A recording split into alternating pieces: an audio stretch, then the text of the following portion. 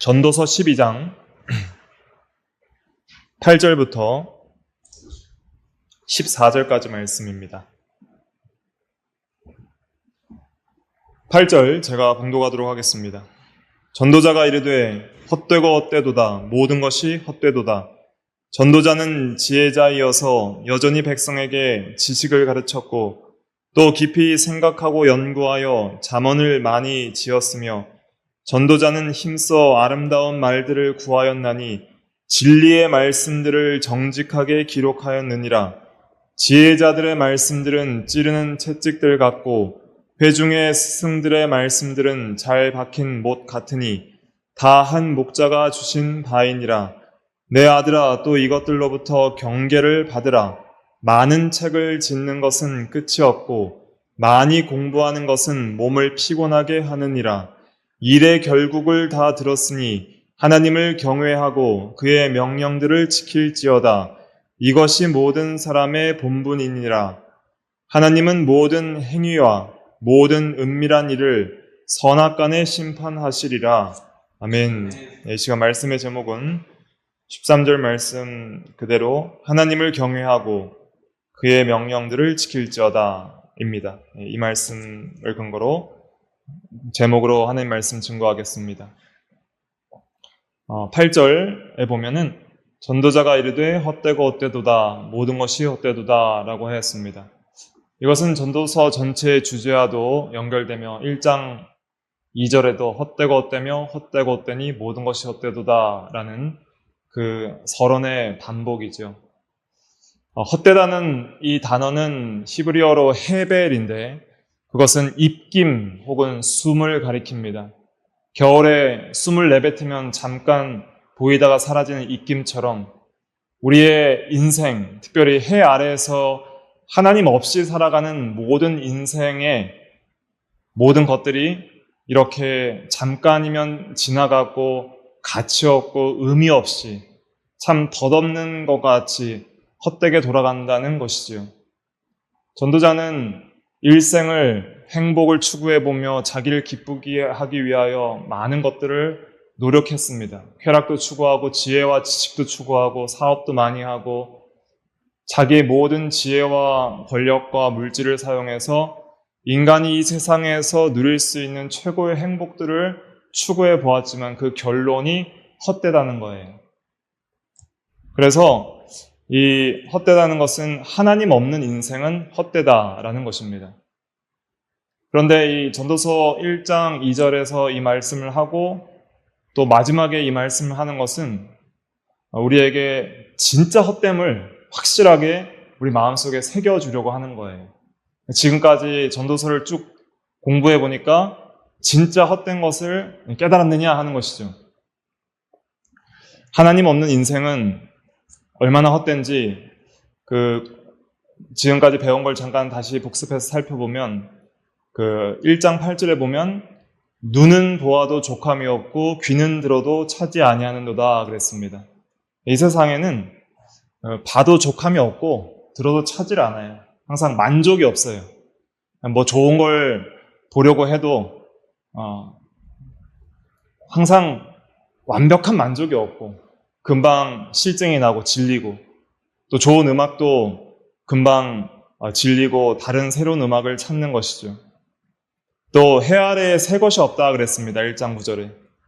해 아래에 본질적으로 새 것이 없어요. 신상품이 많이 나와도 항상 그 전보다 조금 개선된 상품일 뿐 완전히 새로운 피조물, 새하늘과 새 땅 이런 건 없는 거예요. 이 세상에는.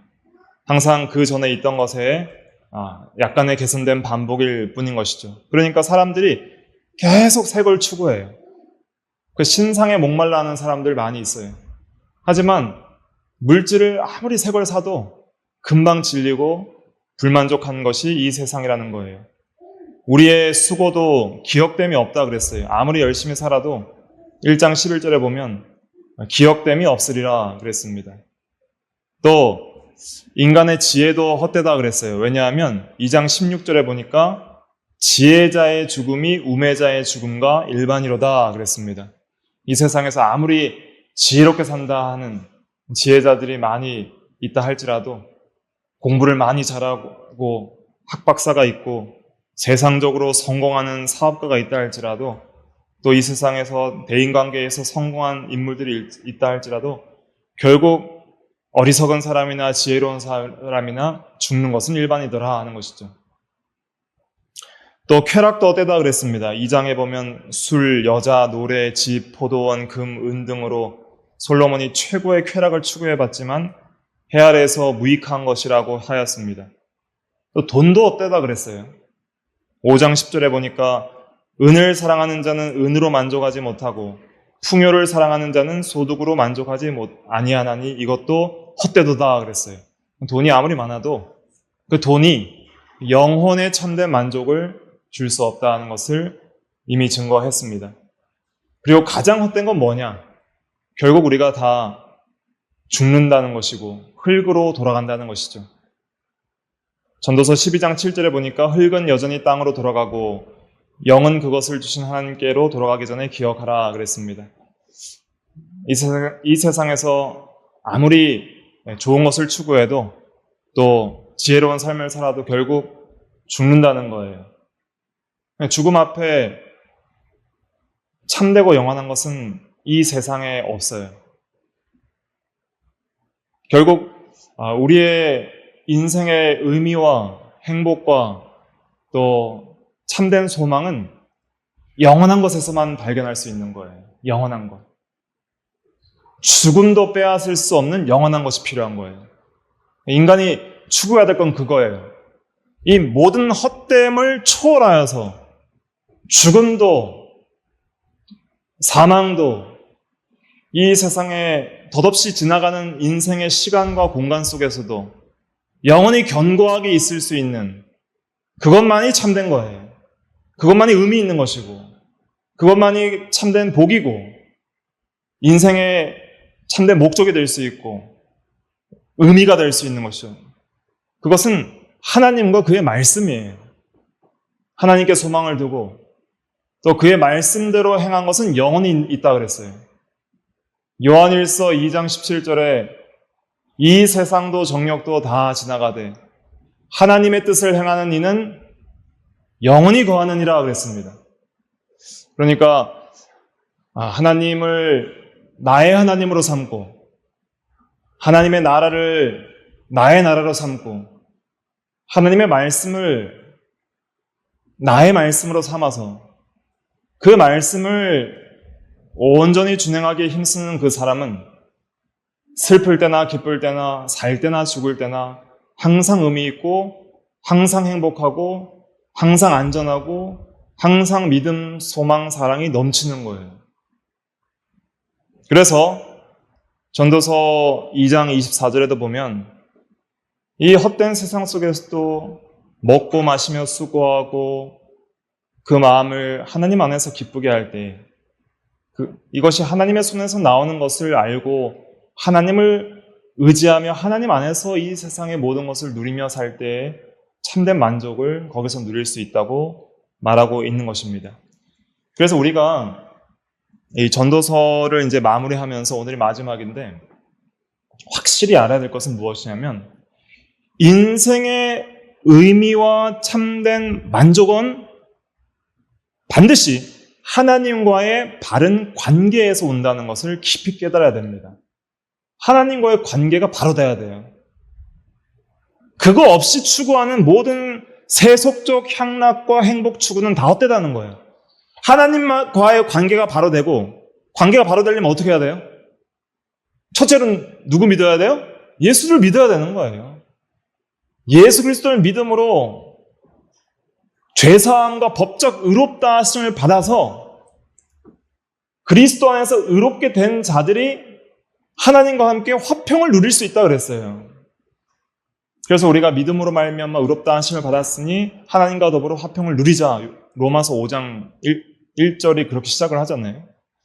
예수를 믿음으로 말미암는 법적 의의 전가로 하나님 앞에 의롭다 인정하심을 받는다는 거, 인정을 받는다는 거, 이게 얼마나 좋은 거예요. 바른 관계가 형성이 됐고 이제는 근데 그 인정으로 끝나면 안 돼요.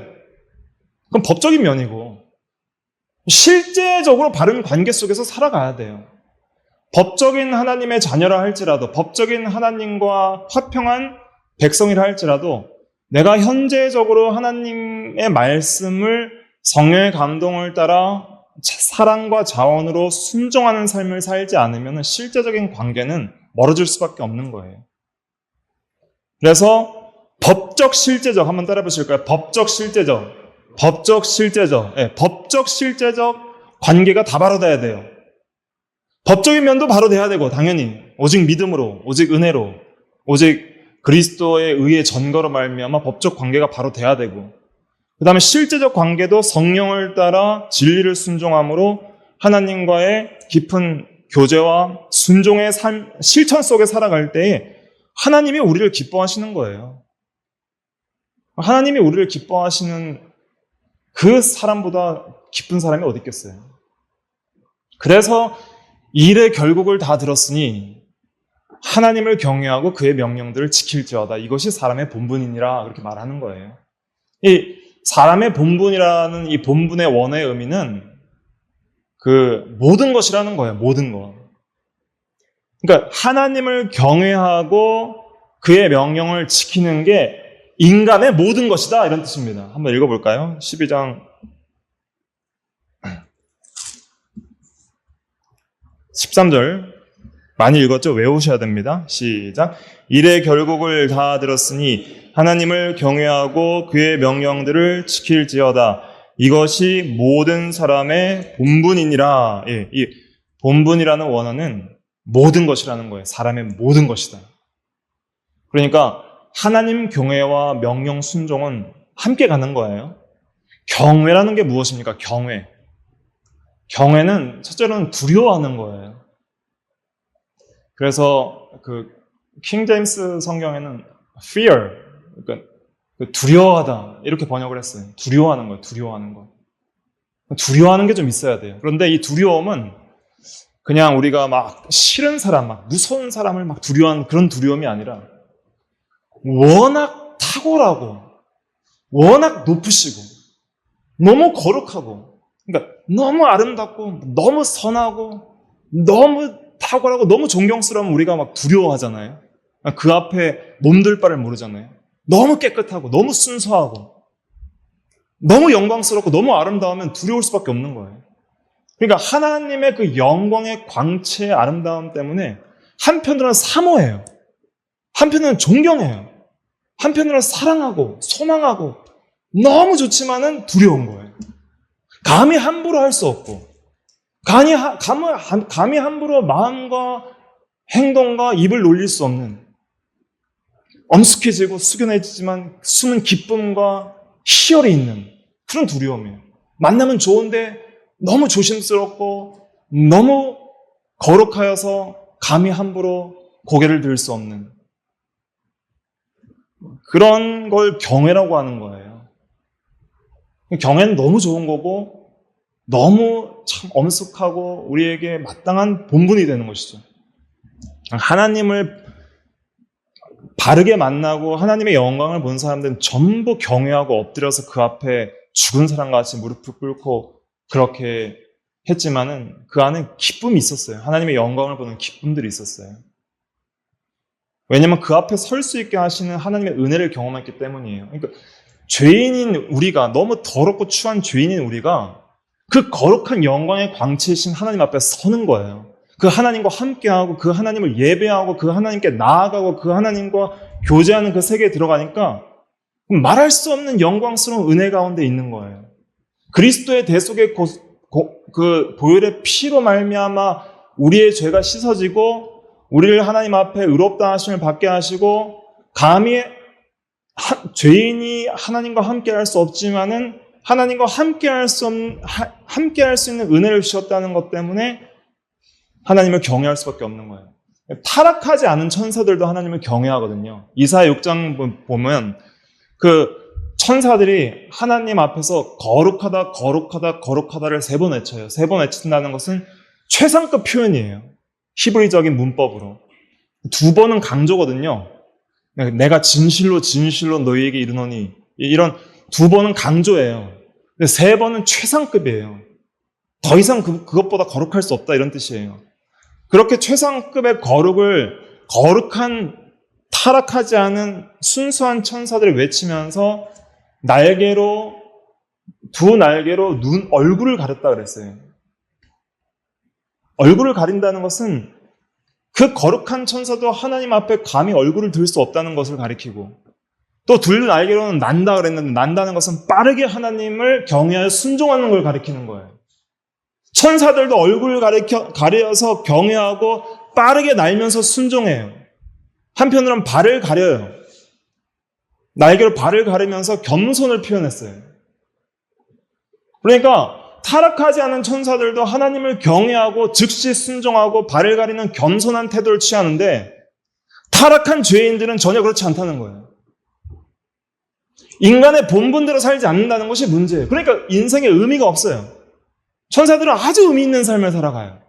거룩한 천사들은 아주 의미 있는 삶을 살아가요. 의미란 게 뭐예요? 존재의 목적대로 사는 거예요. 필요대로 사는 거예요. 창조의 본래의 목적대로 사는 게 의미예요. 우리 인생의 의미는 하나님께로부터 부여됐어요. 존재가 하나님께로부터 부여되고, 의미도 하나님께로부터 부여되고, 목적도 하나님께로부터 부여되고, 그 목적대로 사는 방식도 하나님께로부터 부여되니 하나님의 말씀에 기록되어 있는 거예요. 그래서 소리문답 제1문답이 사람의 제일 된 목적은 무엇입니까? 답은 하나님을 영화롭게 하고 그를 영원토록 즐거워하는 것입니다. 그랬잖아요. 그러면 하나님을 영화롭게 하고 그를 영원토록 즐거워하기 위하여 우리에게 주신 규칙이 뭡니까? 이 문답인데 그것은 하나님의 말씀입니다. 그랬어요. 3문답에 하나님 말씀이 가르치는 중요한 게 뭡니까? 그러니까 믿을 것과 행할 것입니다. 그래서 우리가 어떻게 믿고 어떻게 행할 것인지에 대한 말씀인 하나님의 말씀대로 사는 것이 하나님을 영화롭게 하고 그를 영원토록 즐거워하는 방식이라는 거예요. 그게 소요리 문답 1문답부터 3문답까지 교리적으로 정리된 내용이에요. 하나님께서 우리에게 다 가르쳐 주신 거예요, 이미. 너희는 누구고 왜 존재하고 무엇을 위해 살아야 하며 어떻게 살아야 하는지를 다 알려주셨어요. 그런데 타락하고 어리석은 인간들이 이것을 모르기 때문에 아무 의미 없는 인생을 살아가는 거예요. 그러니까 이 지혜자 솔로몬도 그 의미 없는 인생 다 살아본 사람이에요, 이미. 할 만큼 해보고 아니더라 이거예요. 아니더라. 그리고 일의 결국을 다 들었으니, 자, 일의 결국을 다 들었으니라는 이 말은 지금까지 들은 모든 결론은 이것이다 이런 뜻이에요. 정확하게 이제 원어대로 좀 번역을 하면 내가 들은 모든 것의 결론은 이러하다. 바른 성경은 이렇게 번역했고요. 70인역은 일의 결국인 요약을 들으라.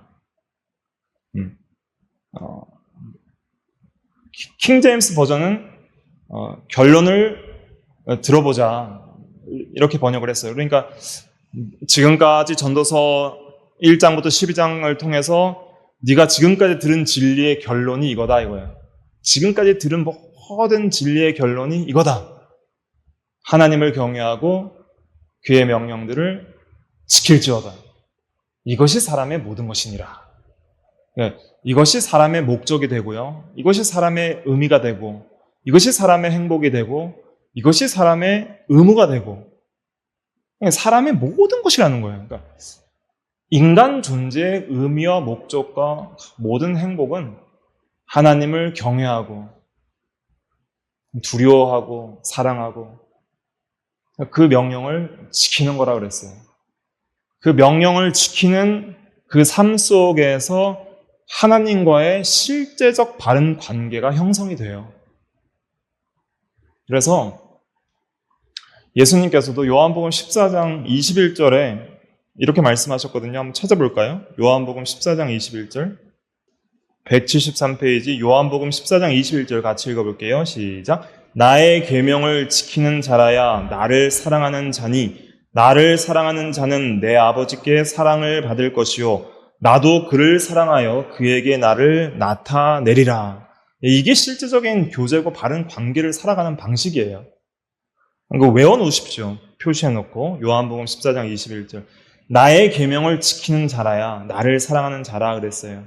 요한일서 5장에도 그런 말씀이 있거든요.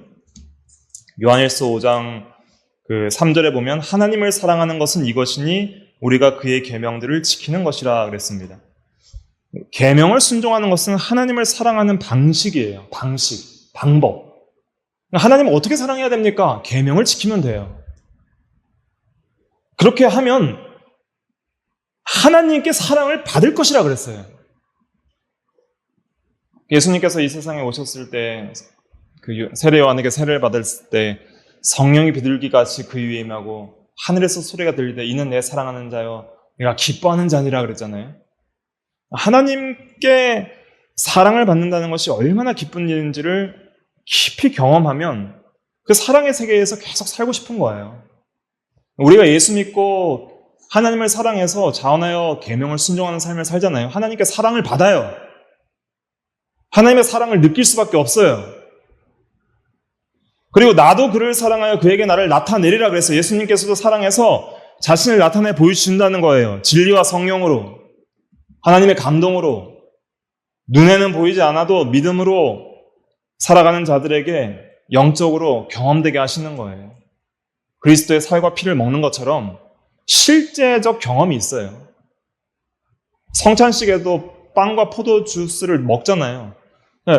성령적 실제적 연합을 경험하게 하시는 은혜의 방편이에요. 그러니까 우리가 진리를 순종할 때도 그것을 은혜의 외적 방편을 통해서 우리가 성령적 실제적 그리스도와의 연합과 하나됨과 교제됨을 경험하게 하시는 거예요. 예수 믿는 도는 그리스도의 연합을 통한 하나님과의 영원한 교제에 있어요. 그게 핵심이에요. 구원의 핵심은 그리스도와의 연합과 삼위일체 하나님과의 영원한 교제예요. 그게 영생이고 구원이에요. 거기에 인생의 의미가 있는 거예요. 아무리 성경 말씀 많이 알고 아무리 교리 많이 알고 아무리 교회를 많이 다녀도 그리스도와의 연합과 삼위일체 하나님과의 교제가 빠지면 의미 없어요. 죽은 신앙이에요. 그러나 하나님과의 그 진리 안에서의 교제를 가장 기뻐하는 사람은 하나님을 사랑하기 때문에 기도하고 하나님을 사랑하기 때문에 예배하고 하나님을 사랑하기 때문에 말씀을 지키는 거예요. 그러한 사람에게는 하나님의 사랑이 더욱더 넘치도록 경험되는 거예요. 그의 삶 속에서 영혼의 샘솟듯이 솟아나는 영생하도록 솟아나는 샘물과 같은 생명 강수의 역사가 있고 사랑의 역사가 있어요. 그렇기 때문에 인생에 의미가 있는 거예요.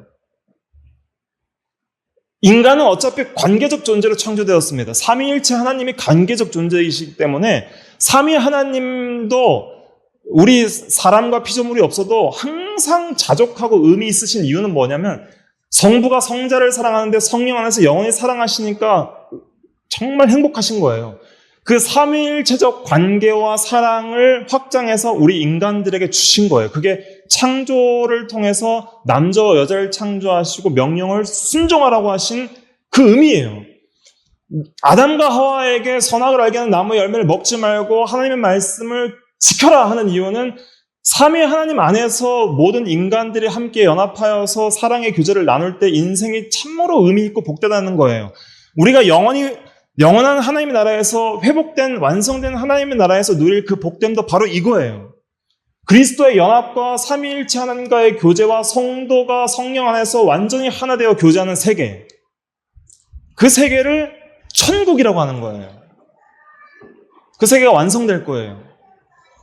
근데 그 세계를 우리가 이 땅에서 부족하지만 그나마 이 교회를 통해서 바른 진리 안에서 예배와 또 성령의 감동을 통해서 믿음과 순종과 사랑의 삶을 통해서 이루어 나가는 것입니다. 그래서 하나님을 사랑하고 성도를 사랑하는 게 중요한 거예요. 거기에 인생의 의미와 목적이 있기 때문이죠. 거기서 하나님의 나라의 복이 경험되고 누려지는 거예요. 그 세계를 모르는 사람들은 마음이 공허하고 헛되기 때문에 계속 세속적인 걸 추구하는 거예요. 끊임없이 추구해요. 끊임없이. 권력도 끊임없이. 쾌락도 끊임없이. 돈도 끊임없이. 만족이 없으니까 인간과의 관계 속에서 그 허무함을 달래보려고 이 사람 저 사람 만나고 교제하지만 거기에는 헛돼요. 왜냐하면 하나님이 안 계시니까. 그리고 하나님 없는 곳에서는 사람과의 관계와 교제가 완전해질 수가 없어요. 완전해질 수가 없어요. 부부 간의 사랑도 하나님이 계셔야 완전하고, 성도 간의 사랑도 하나님이 계셔야 완전하고, 인간 간의 교제도 하나님이 계셔야 완전해지는 거예요. 그 완전함을 누리지 못하니까 항상 공허하고 헛된 거예요. 그런데 하나님과의 바른 관계와 교제, 그를 경외하고 계명을 순종하는 그 세계는 그 영혼에 넘치는 만족이 흘러나오게 되어 있어요. 영혼에 넘치는 만족이 흘러나오게 되어 있어요. 그렇기 때문에 그것이 복된 것입니다. 그 수가성의 요한복음 4장에 보면은 그 한 여인이 있었잖아요. 대낮에 물을 기르러 온 한 여인. 그 사람은 남편이 5이나 있었어요. 근데 지금 있는 남편도 자기 남편이 아니에요. 그 인간관계를 통해서 세상의 헛됨을 극복해보려 했지만은 만족이 없었어요. 그때 예수님을 만난 거죠. 그러면서 물 좀 달라. 그러니까 당신이 유대인이면서 왜 사마리아인 나에게 물을 달라 합니까? 네가 내가 누군 줄 알았으면 내게 생수를 구하였을 것이요 내가 너에게 생수를 주었을 것이다. 당신은 물 기를 그릇도 없는데 어떻게 생수를 줍니까? 우리는 여기서 계속 물 먹었습니다. 당신이 그 야곱이라 그랬나요? 야곱보다 크니까 그랬죠? 그 야곱이 이 물을 우리에게 주셨고 지금까지 마셨는데 당신이 야곱보다 크니까 요한복음 4장 12절에 그러니까 예수님이 뭐라 그러셨어요? 이 물을 마시는 자마다 다시 목마르려니와 내가 주는 물을 마시는 자는 영원히 목마르지 아니하리니 내가 주는 물은 그 속에서 영생하도록 솟아나는 샘물이 되리라. 그 물의 정치가 생명인데 그 성경에서 말하는 생명, 영생의 정체와 사랑의 정체는 함께 가는 겁니다.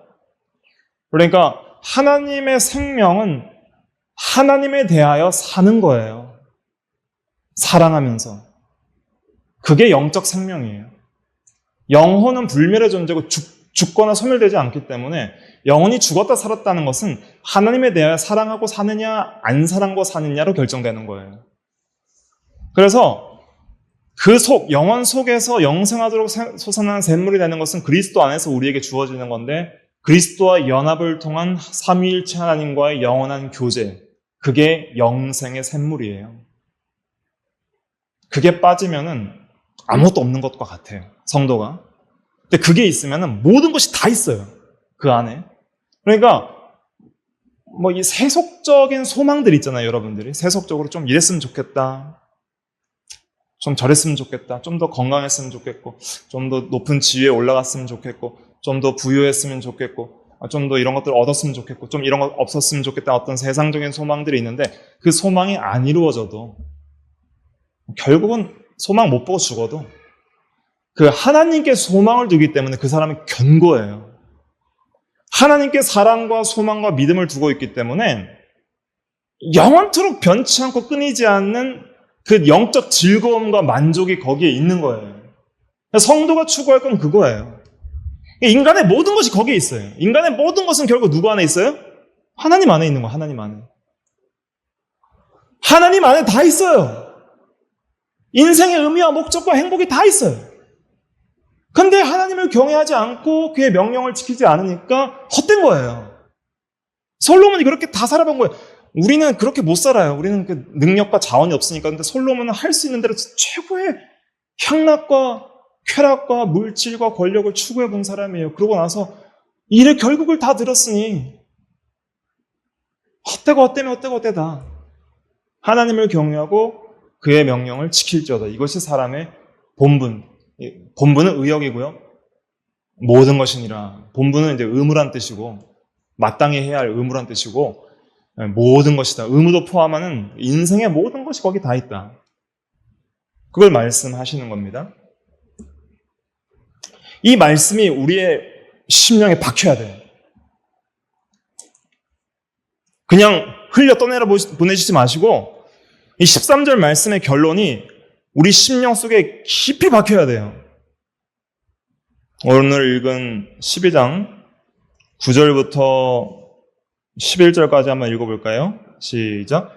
전도자는 지혜자이어서 여전히 백성에게 지식을 가르쳤고 또 깊이 생각하고 연구하여 잠언을 많이 지었으며 전도자는 힘써 아름다운 말들을 구하였나니 진리의 말씀들을 정직하게 기록하였느니라. 지혜자들의 말씀들은 찌르는 채찍들 같고 회중의 스승들의 말씀들은 잘 박힌 목 같으니 다 한 목자가 주신 바이니라. 네, 다 한 목자가 주신 바이니라. 한 목자가 누구예요? 여호와는 나의 목자시니. 여호와 하나님이에요.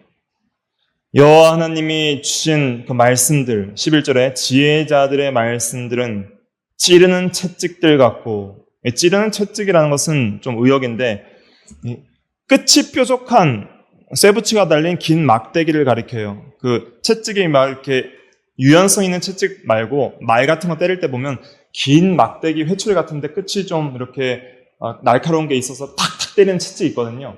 그 채찍을 가리키는데 이 말씀이 찌르는 채찍들 같다는 것은 의의 길로 갈 수 있도록 교정하는 역할을 한다는 거예요. 우리가 좌우로 치우치고 바른 길을 떠날 때 말씀이 찔러서 교훈과 책망과 바르게 함과 의로 교육하여서 하나님의 사람으로 온전케 하고 모든 선한 일을 행할 능력을 갖추게 하는 디모데후서 3장 후반절 말씀처럼 이 일들을 한다는 거예요.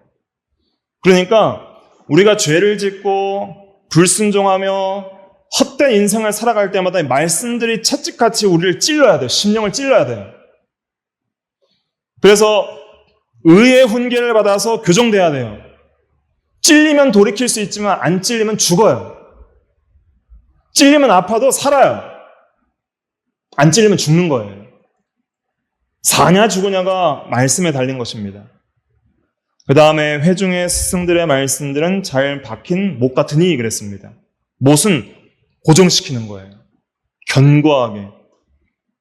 제가 이 교회 리모델링 할 때 이제 큰 그 나무들을 이제 옮겨서 이렇게 테라스에 이제 박아서 세워서 이제 테라스 가드를 쳤는데 그 나무가 커요. 근데 그 장피스 하나 탁 꽂으면은 견고하게 안 흔들려요. 신기하게도 피스 못을 박으면은 그 큰 나무도 견고하게 흔들리지 않고 서 있는 거예요. 그것처럼 이 못은 견고한 고정을 주는 거예요. 그러니까 말씀들이 못 같다는 것은 마음을 말씀에 못처럼 고정시키는 걸 가리키는 거예요. 마음이 막 혼자 있으면 흔들려요. 자기 마음대로 흔들려요. 자기 마음대로. 이렇게 해볼까 저렇게 해볼까. 근데 말씀이 못 같아서 꽝 박아버리면은 말씀에 꽉 마음이 붙들려 버리는 거예요. 고정됐어요. 안 움직여요.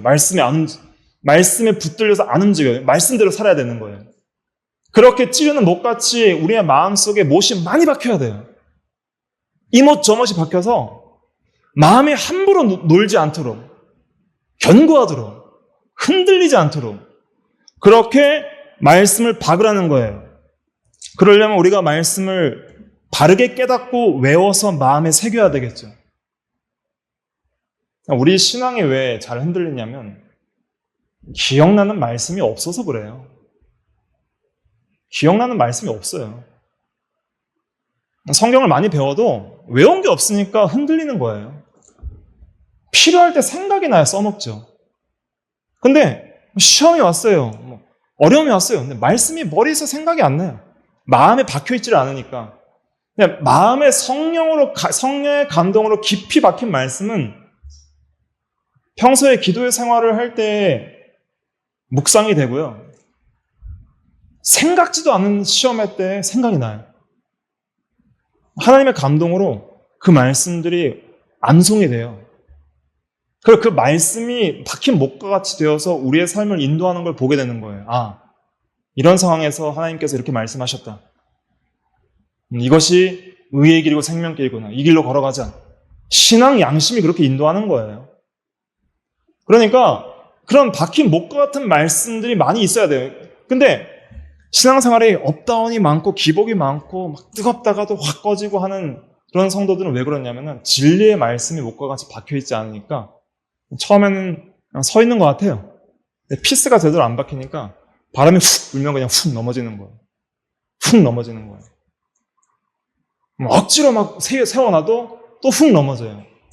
진리의 지식이 마음을 주장하지 않으니까 성령의 감동으로 그냥 아무 힘이 없는 거예요. 그래서 채찍과 같고 못과 같은 그 말씀들로 경계를 받아야 돼요. 그 말씀이 새겨져야 돼요.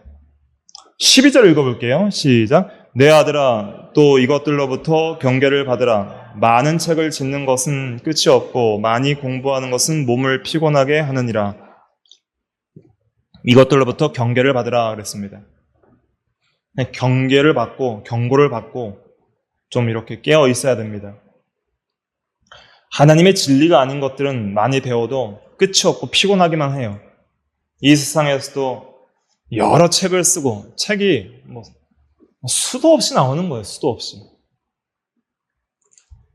그런데 진리가 아닌 책을 읽고 연구하고 그것을 무슨 깊은 깨달음이라고 생각하면서 설파하고 다니는 사람들을 보면 너무 참 한심하고 어리석고 참 답답한 마음이 드는 것이죠. 우리가 이 세상에서도 배워야 할 일반 은총 면에서 우리가 좀 배워야 될 게 많이 있어요. 우리가 무지해서 실수하고 건강을 해치는 것들이 많이 있습니다. 네, 의학이나 과학이나 좀 이 생활에 있어서 지혜를 얻기 위해서 배워야 할 상식들이 많이 있지만은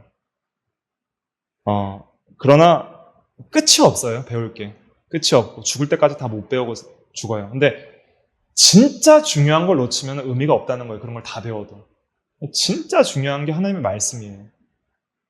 근데 어떤 말씀이냐면 하나님을 경외하고 그의 계명을 순종하게끔 하는 말씀이에요.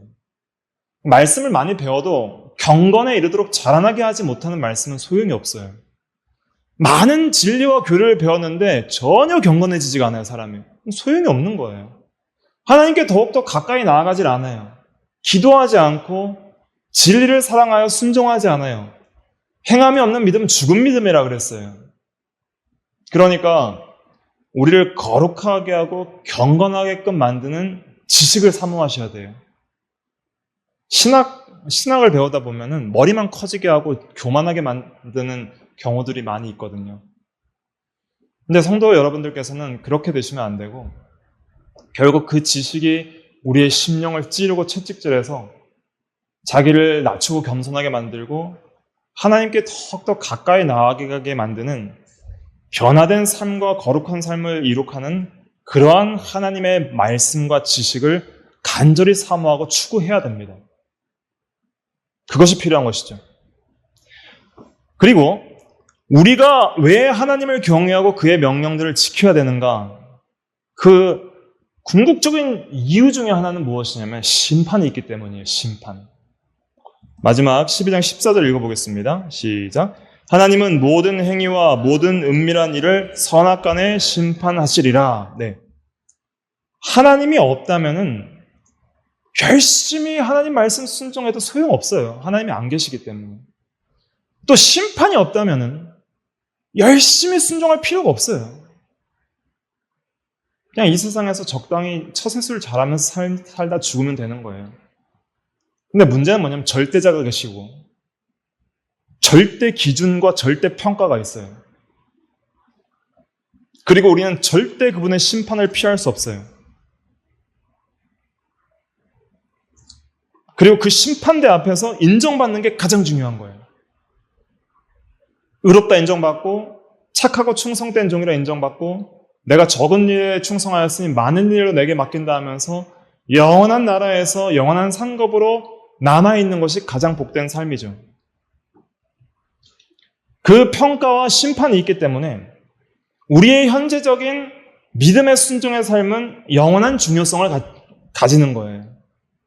하나님을 경외하고 그의 명령들을 지키는 것은 심판이 있기 때문에 너무나도 중요한 거예요. 불신자들은 형벌을 받는 그런 심판을 당하게 되겠지만은 신자들도 전부 심판받아요. 상급 심판이라 그래요. 고린도후서 5장 10절. 고린도후서 5장 10절. 고린도후서 5장 10절. 같이 읽어볼까요? 시작. 이는 우리가 다 반드시 그리스도의 심판대 앞에 나타나게 되어 각각 선악간에 그 몸으로 행한 것을 따라 받으려 함이라. 여기서 받으려 함이라는 것은 상급 심판을 가리키는 거예요. 행한 대로 주시는 하나님의 은혜의 선물들이 있어요. 전도서에도 보면 12장 14절에 모든 행위와 모든 은밀한 일을 선악간에 심판하시리라. 우리가 은밀하게 행한 일과 행위들 다 심판하신다 그랬어요. 어떻게 심판하시냐면 요한계시록 20장에 가보시면은 그 행위록이 있어요. 우리 행한 걸 다 기록한 책이 있다 그랬어요. 요한계시록 20장 12절.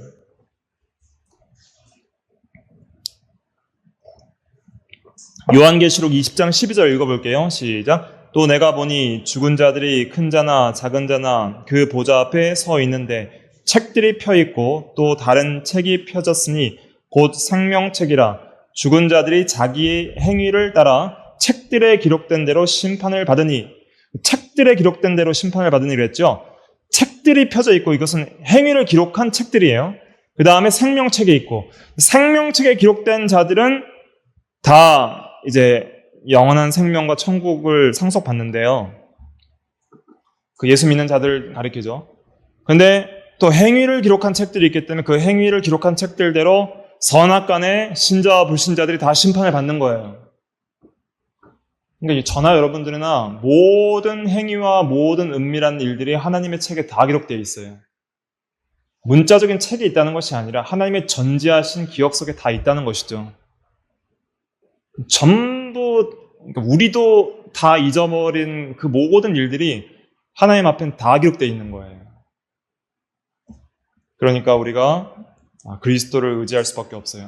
소망은 나에게 없고 우리를 의롭다 하실 분은 그리스도 예수입니다 하고 그리스도를 의지하고 그 은혜를 힘입어서 하루라도 조금이라도 더 하나님을 경외하고 그의 명령들을 지키도록 해야 됩니다. 그렇게 살 때 현재적으로도 하나님이 은혜와 복을 많이 주세요. 하나님 만나주시고 사랑을 경험하게 하시는 거예요. 그런데 마지막 심판대 행한 대로 받게 하시는 거예요. 행한 대로 그리스도의 심판대 앞에 드러나 우리가 각각 행한 대로 선악간에 행한 대로 받으려 함이라 그랬잖아요. 잘한 사람은 잘하였도다 착하고 충성된 종아, 내가 적은 일에 충성하였으니 많은 것으로 내게 맡기노라. 그렇게 하고 적게 충성한 사람은 상급이 적은 거예요. 여기에 인생의 의미가 있는 줄 알고 결국 모든 세상은 불로 심판하여 망하고 새하늘과 새 땅이 되고 영원 세계로 들어가요. 그 영원 세계로 들어가기 전까지 우리가 이 현세에서 우리의 본분을 다할 수 있는 기간은 우리의 인생이 끝나기 전까지예요. 얼마 안 남았어요. 헤벨, 헛됨, 숨, 잠깐 있다가 사라지는 안개나 그랬어요. 그 야고보서 4장 12절에 너희가 무엇이냐? 잠깐 보이다가 사라지는 안개다 그랬어요. 우리 인생이 안개와 같아요. 잠깐 있으면 사라지는 거예요. 그 잠깐 있는 인생이 전도서는 헛되다고 말하는 게 아니에요. 결론에서 말하고 있는 것은 진짜 중요하다는 걸 말하는 거예요. 이제는 하나님 없는 인생은 헛됐지만 하나님이 계심을 깨달은 너희들아, 이 짧은 인생이 너무 중요하다. 하나님을 경외하고 그의 명령들을 순종하는 삶을 살 때 진짜 의미 있는 인생이기 때문에 이 중요한 인생을 헛된 인생으로 살지 말라는 거예요. 너무 중요하기 때문에. 그렇게 해서 결론을 맺는 것입니다. 그래서 이 말씀을 목과 같이 박아야 돼요. 우리 심령 속에. 하나님 이 말씀이 우리에게 찌르는 채찍이 되게 하시고 박힌 못이 되게 하셔서 우리의 삶을 영원토록 인도하사 하나님 앞에 참으로 의미 있는 복된 인생을 살게 하여 주시옵소서. 항상 외우세요. 일의 결국을 다 들었으니 뭐예요? 하나님을 경외하고 그의 명령들을 지킬지어다. 이것이 사람의 본분이니라. 사람의 모든 것이니라. 이 말씀을 새겨야 되겠습니다. 다 같이 기도하겠습니다.